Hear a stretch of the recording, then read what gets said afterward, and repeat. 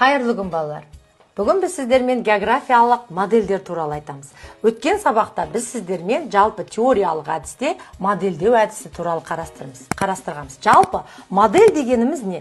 Латын тілінен аударғанда ол өлшем, үлгі дегенді білдіреді. Яғни нақты нысанның, құбылыстың, үдерістің жеңілдетілген үлгісі екен.